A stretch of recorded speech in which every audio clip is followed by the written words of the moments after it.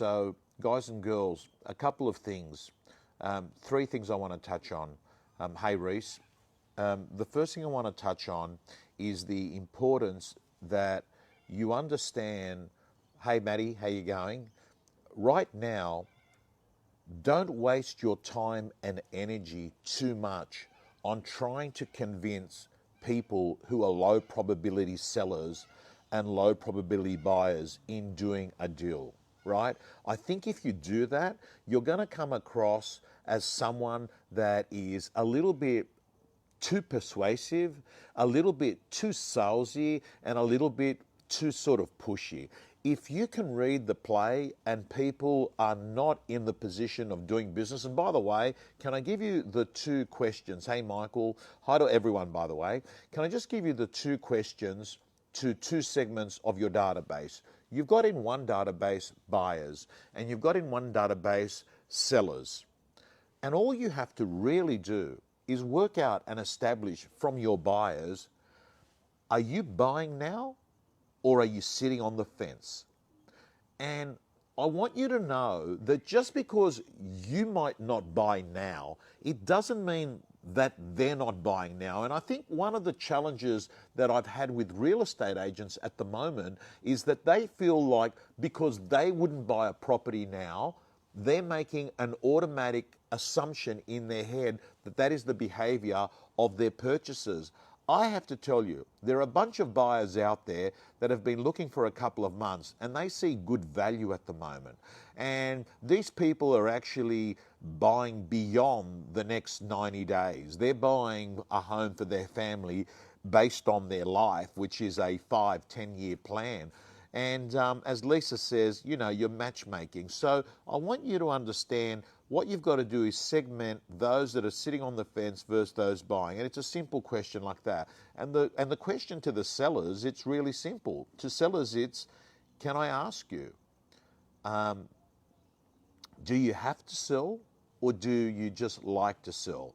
And the ones that have to sell, like, it might not be the ideal environment, but they have to sell. Why do they have to sell? Because there's financial reasons for it. Why do they have to sell? Because they need the sale to be able to settle on a purchase. Why do they have to sell?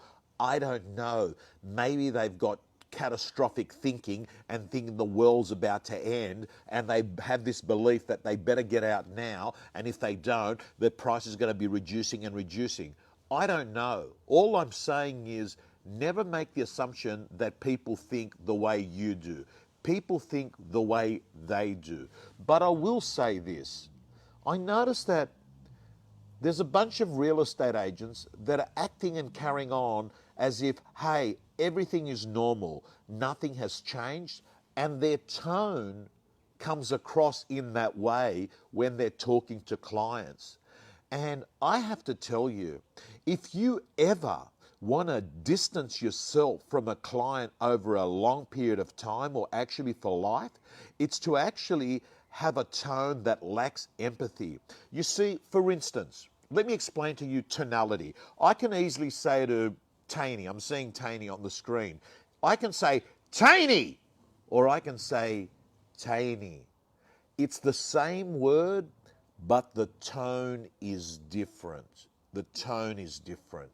And all I'm saying is be mindful of your tone right now. And please, please don't do this. There's a bunch of girls or guys that have thought it's permission for them to numb themselves with alcohol during this period where they're working more from home. This is not the time to be numbing yourself with alcohol. Look, if you're going to have a drink, you have a drink like around this time, right? You have a drink in an afternoon. You don't start having a drink come lunchtime because you don't have things to do.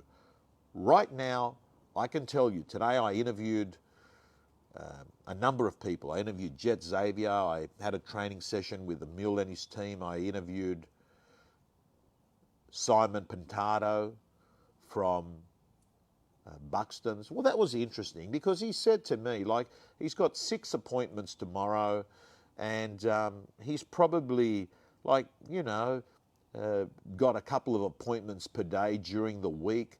And I have to say to you, like,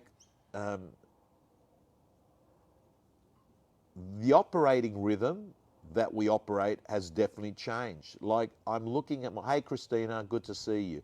I'm looking at my own life. Like, it's quite normal for me now on a Friday late to be getting a massage and getting ready for a full day of auctions, but that's not happening.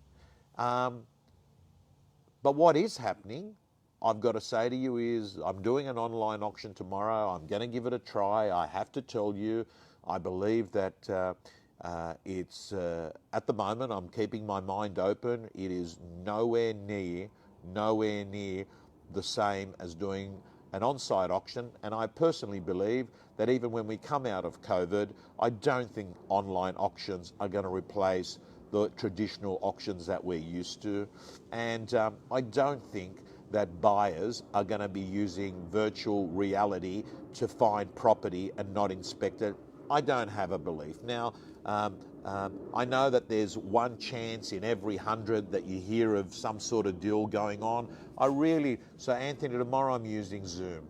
So really, and by the way, there are certain practices that have changed. Like, I now know that some offices are going to be using, good morning Sanjay, are going to be using video technology such as Google or Zoom, Google Hangouts or Zoom, to be doing certain things like certain vendor meetings or certain sales meetings.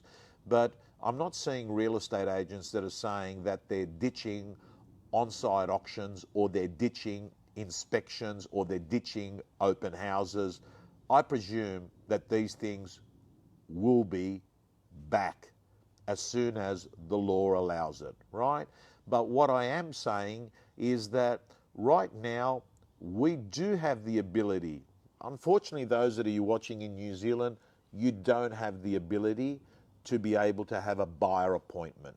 But I've got to tell you, many of you don't know, as pretty much one of the few trainers in Australia that's actually owned an office, and one of the few trainers in Australia that actually has cut his teeth in real estate from a young age.